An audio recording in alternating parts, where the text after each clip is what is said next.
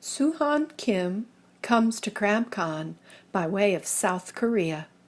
He manages the Korean online hermit crab community and collects a wide variety of new shells from around the world to be used for new hermit crab homes.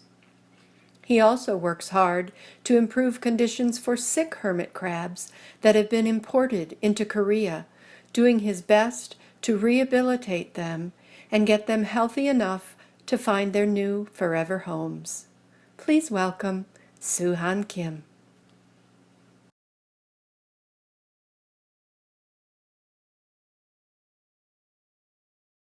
Hello everyone, nice to meet you again this year.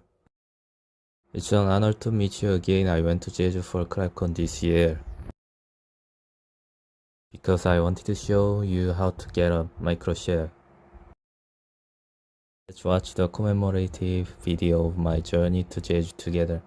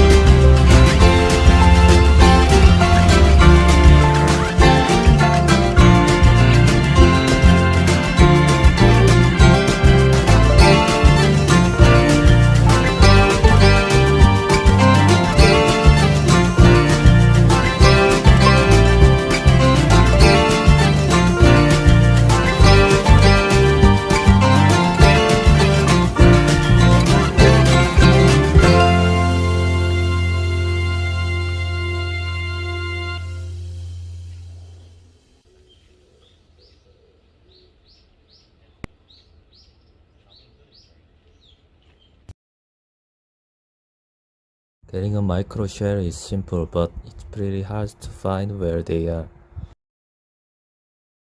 There's no easy way to find them, so we can meet micro shell only if we are lucky. I was lucky enough to find a place where they were concentrated. A citizen living in Jeju told me the place, otherwise I might have to go all around Jeju. Literally, I couldn't show a strange man sitting on the beach doing something with tweezers. So I brought a whole bunch of micro shell and gravel mixed sand. The place where they occur the most is the East Coast. But the East Coast is very wide and I didn't know exactly where they were distributed yet. In particular, microshells are also widely distributed in the Mediterranean Sea more than here. I worked on picking them out, but as Mary said, handling the microshell was awful. Because they're too small and they break if I put a little force on them. The microshells brought from the beach were very diverse in size and species. It was interesting when I first worked on this, but it was a little tired my eyes. As a shell collector, I now understand why microshells are expensive. Microshells washed on the beach are Usually in bad condition, there are usually holes or erosion. The reason is probably because it was left on the beach for a long time and hit by the waves. And it's possible that some of them were washed up on the beach by their natural enemies. So I came up with a different way. The snail in the picture above is a Korean periwinkle. The snail is a species that live in clusters. So there are many populations. Many populations sometimes make their deaths inevitable, especially when they were young. They are very small species and they live in Korea and Japan a lot. The reason why their deaths occur is that they stick to rocks at tide and miss low tide time, resulting in death. Because they are tiny snails, they die quickly when exposed to strong sunlight. Jeju's strong sunlight is unbearable damage to young snails. I guess their unjust death will give someone a new life. It's just as you think. I thought it would help. Mary's Megalopa. Maybe this shell is a little big for Megalopas to use. But I thought it would be enough for Megalopa to use. You can see they are periwinkle but they are turbo-shaped.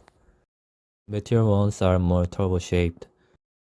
But mature snails were not seen much in the intertidal zone.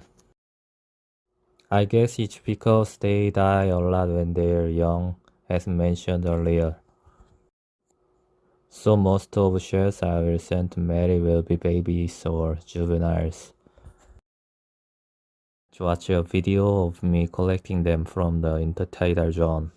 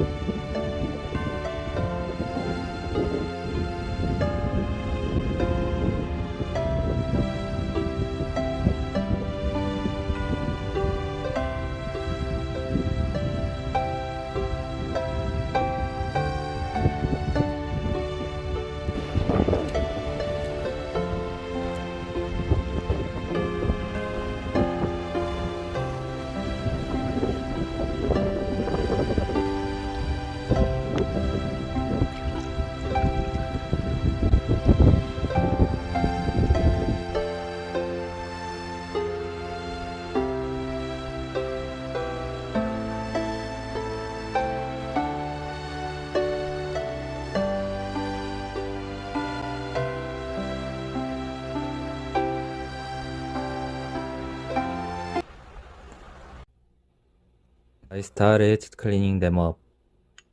Their size vary.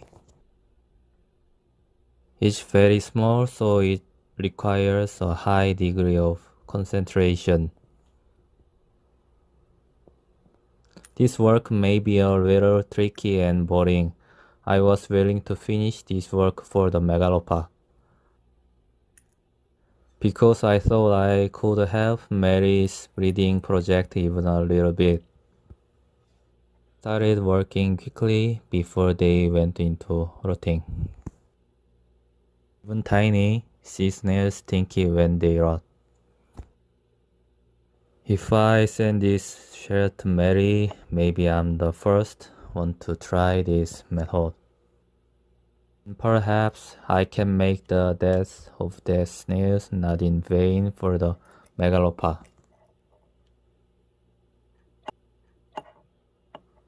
All I want now is to hear from Mary about the success of this shell use later. I carefully boxed them and sent them to Mary. I hope it gets to her safely and becomes a useful shell.